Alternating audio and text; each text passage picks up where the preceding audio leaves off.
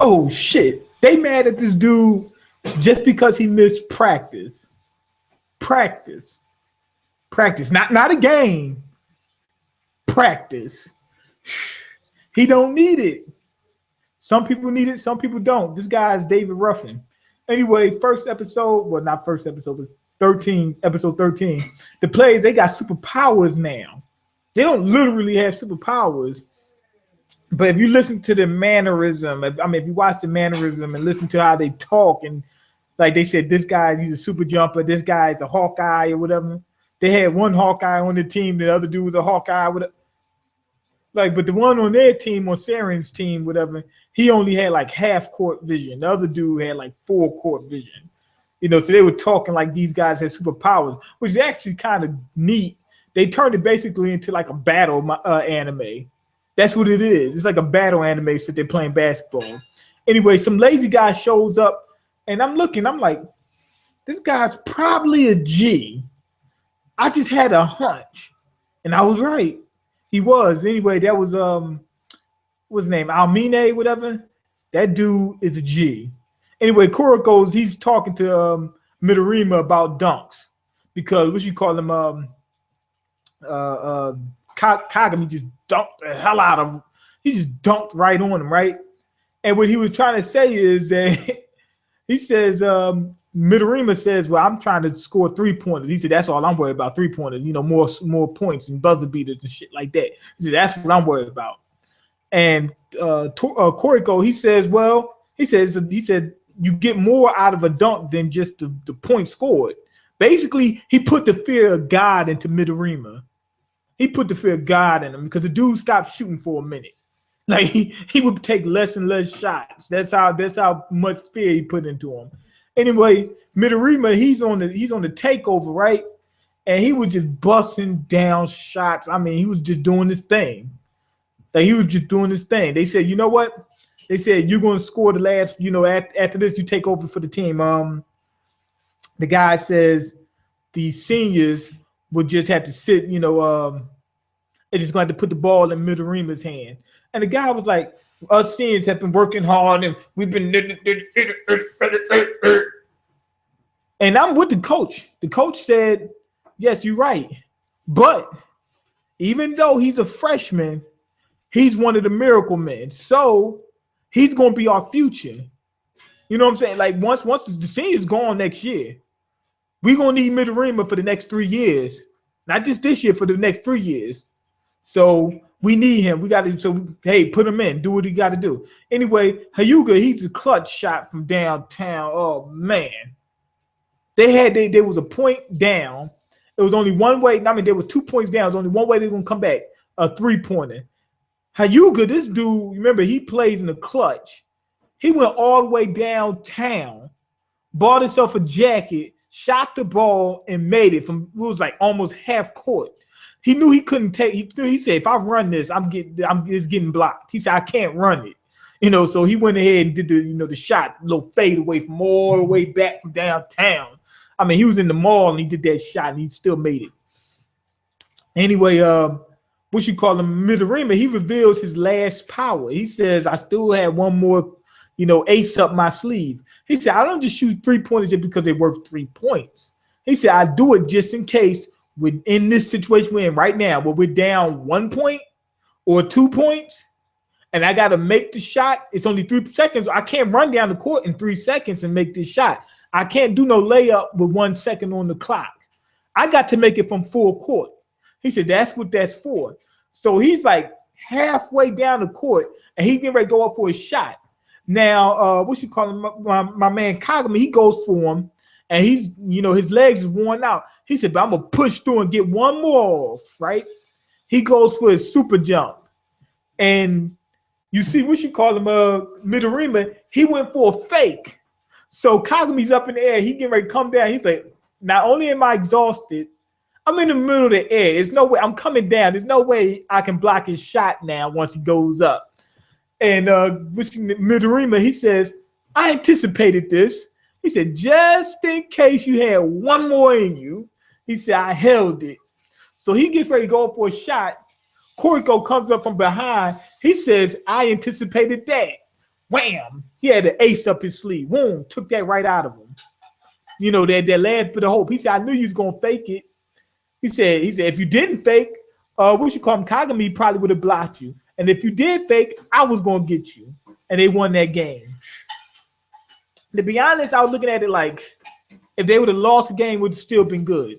But they won this game and they still got some more hard stuff to go through, so we still in the clear. You know, because we don't want to make it seem like they just gonna beat every team unscathed. You know, they have too many close calls. It's such a new team, got so many, weaker players. I mean, the players actually, they revealed the players, like the seniors and whatnot. Or I mean, wait, is this sophomores or juniors?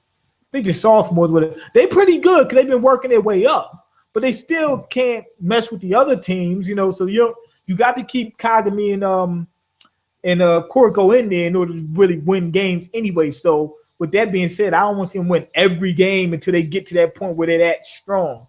Anyway, we found out that the dude that was the lazy guy was saying, oh, man, I was asleep, or man, I had to watch Teletubbies, or I watched Barney, and he had a new Barney bag and all the other stuff. He's one of the damn miracle men. I already knew it. Not only that, he's one of the best ones, and he dark skinned, so you know he good, and he's coming for him. You know he good. Anyway, next episode, fucking miracle men show up at the same restaurant. 3 of them. It was Meth, and the next one is there Kagami, Kais. I know Kagami's not one of them. I'm saying he's going to be next run up for that type of title. It was Kagami, Kais, Midorima, and Kuroko. They was all in the same place. Somehow they just all came to the same restaurant. Hilarity ensues. What you call Midorima, he gets a pizza thrown on his head. It wasn't a pizza. It was like a pizza or something. It was a pizza. We're gonna call it a pizza. I know Japanese people won't be mad. Like, no, that's a you know what I'm saying? They're gonna say it's that. I don't know what it is. It's a pizza. I'm American. It's a pizza. He gets that thrown on his head. He takes a dude outside, cleans him up, brings him back inside. Oh man, that was funny. They went to leave because they seen everybody else in there, and they got rained on. They said, you know what, we're gonna come back in. It seemed like Kuroko's having this effect on them, because as we're seeing in these couple episodes, the team, the Miracle Men team, whatever, the Miracle team, they used to just love basketball, play for the fun of the game, love the fun of the game, you know, play for the love of the game, above the rim, white man can't jump, you know, all that type of stuff. They was into that type of jazz, Sunset Park. That's what they were on at the time. And I don't know if y'all wondering, why is he saying all that stuff? Those are all basketball movies. Just in case you was wondering. Anyway, they all changed. But Kuroko he said that he changed at some point, but he came back. But he only changed for a minute. So Kais is back, you know, playing for the love of the game, whatever, after he got beat, and then he had to talk with Kuroko and whatnot, you know. And it seemed like Midorima is changing a little bit. He's like, yo, yeah, you guys did take a little bit of my the ego out of me a little bit, you know, that type of thing. So I actually like that. And I want to see all of them back together again. I just think we should all get back together again. Does it look like I got a number? Nights like this, I wish raindrops would fall. Y'all don't know nothing about that. Anyway, the miracle manager, she shows up later on while Saren is training. They in the water, whatever. And Kuroko is scared. Everybody's saying, I wish I was Kuroko, man. He got this fine ass girl on there. He don't know what to do with it. You know, and he's just scared, whatever. I don't know what it is. Maybe he likes Kagami. Who knows? Probably. I don't know. I don't care. But anyway, she goes in there. She's real quirky, and she's in love with Kuroko. And it seems like they're setting up like a parallel between the Miracle team and this current team that Kuriko's on, because they got a female manager and the other one's a female manager. You know, Kuroko got a set play that he plays with, which was Kagami, that they complement each other. And on the other one they had, he was playing with Aomine or whatever, and they complimented each other. Anyway, after that, what you call him? Aomine, he shows up and he plays one-on-one with my man Kagami.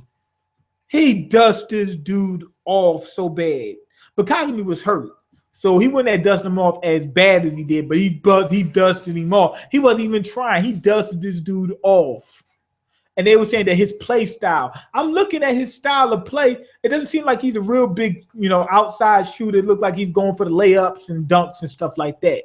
But he seemed like he's all around good though.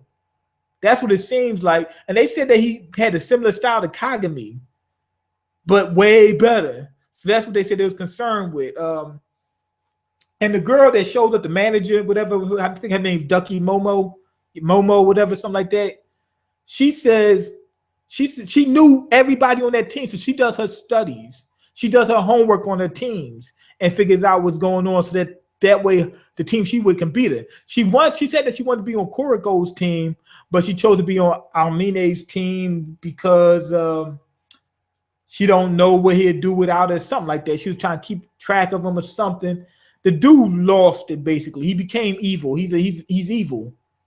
He's evil for a high school basketball player, but you know what I mean? They making it seem like I told you, they make it seem like it's a battle anime and that he's an evil guy. Like if it was a battle anime, he would be evil. They gave a little bit of his backstory and stuff like that. But anyway, she was talking to Kuroko and she explained everything about how she cooked up with him and the team and all that other dumb shit, whatever. Anyway, this dude, Aomine, he taxed Kagami's ass, and they said he was the old Kagami. And they really showed that he really was doing the same thing as Kagami, and he was like naturally talented. The way Kagami was, that he just developed like that. I can't snap. I was getting ready to snap, but this is on my damn finger. Anyway, next episode, Aomine, he ain't worried about no practice.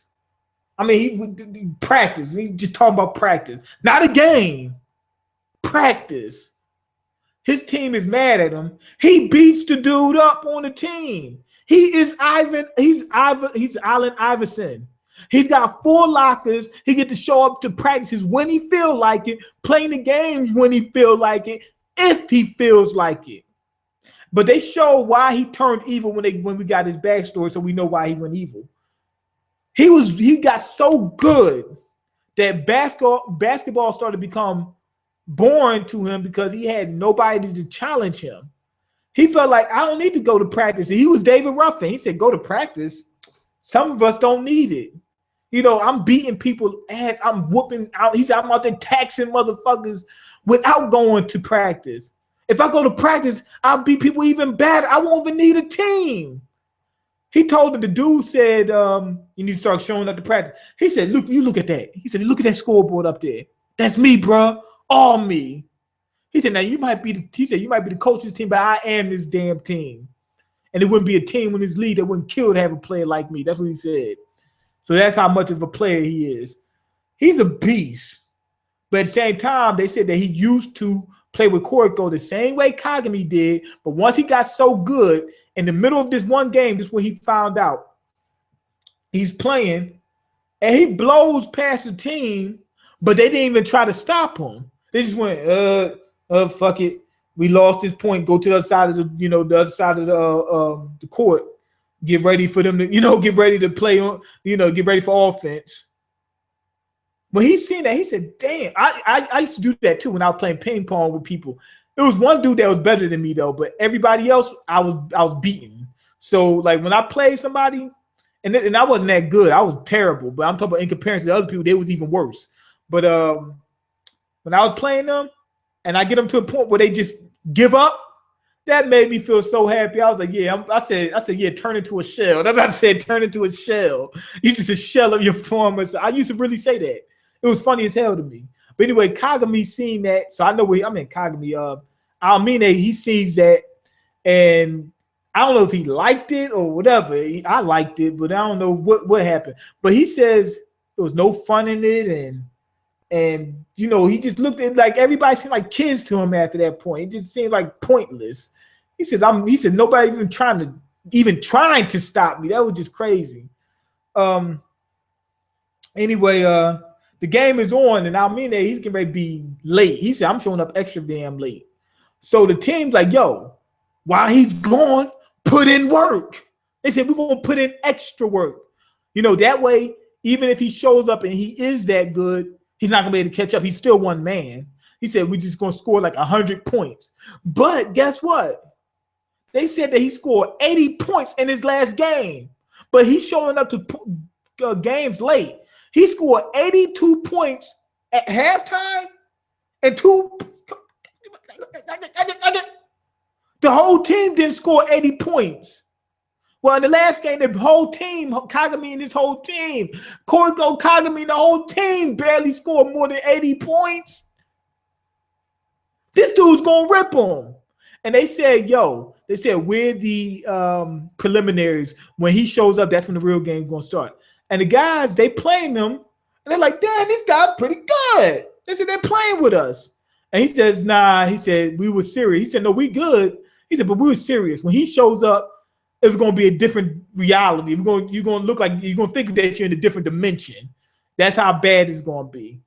That was crazy. Homeboy was, it seems like that team is pretty serious about the game, but this dude, Aomine, man, this dude, he don't give a fuck.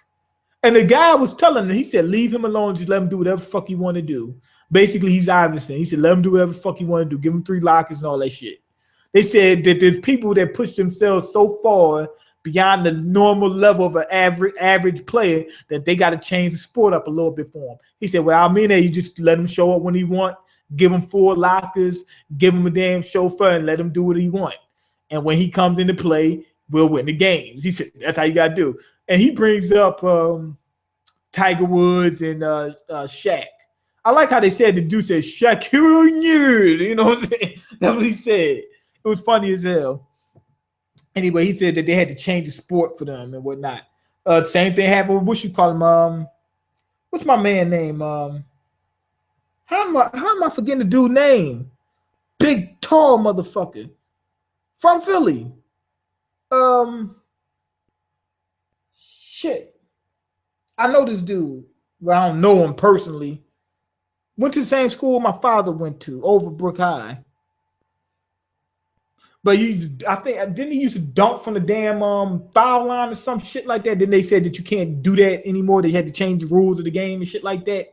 So that's what he's saying. When you get people that transcend the damn game, that you got to change some rules for them or whatever. But these last couple episodes, it really got thick. Not only did it get funny, it got serious. And they setting it up where it seems like it's a battle type thing, but it's not. So it still seems real, but it's got that action and adventure type feel to it at the same time. Anyway, 5 out of 5 for the past couple episodes. Let me go ahead and see what you guys saying. I know I'm going to figure out this dude's name as soon as I turn this damn camera off. I know his name. Okay, when Aomine started with the street hoops, I said, damn, MangaMiyn learned to play in America, birthplace of basketball. He should have been able to keep up without. I don't know about that. Just because you're from America don't mean you're going to be able to keep up. Also, when Aomine crossed them dudes, I wish the Knicks would be able to pick him up because Carmelo Anthony and the team is killing me here. Yeah. Okay, who would you pick as your dream team in this anime to take on the best NBA teams? The Generation of Miracles. All 6 of them, just like that. Like as of right now, from where I'm at, just pick them. Why not? Okay, Wilt Chamberlain, yup. That's exactly. I knew it started with a W. I couldn't think. I knew the name. I couldn't believe that 80 points thing to then Aomine went Jason Kidd on them. Nah, he went Kobe on them. No, he went Wilt Chamberlain on them. If I'm not mistaken, didn't Wilt score 100 points in one game or something like that? Nobody's ever done that. He went hard on them. If I'm not mistaken, it was Wilt. He scored 80 points. 100 points on them. Kobe did something like that at one point. Then he scored like 70 or something like that. he was just hot. That's what Aomine is, but he's like that every time. Straight G. I think he is the best Generation of Miracles member. He pretty much is. Oh, what I forgot to say was, after he got to the point where he was just dusting people off, he used to use Kuroko and they used to play as a tandem, just like Kagami did. But after that, he said, man, there ain't even no sense in using him no more. And he just went on by himself. He said, the only person that can beat me is me, so I don't need Kuroko no more. And he was telling that Kagami, he said, yo, he said, you're not utilizing Kuroko good enough. And I believe that what he's saying is facts. And then he also said that the better you play, the better he's going to play. So I can't see once Kagami levels up, and they show a lot of Kagami leveled up, like he was with his jumping skills and whatnot. They're showing characters actually level up.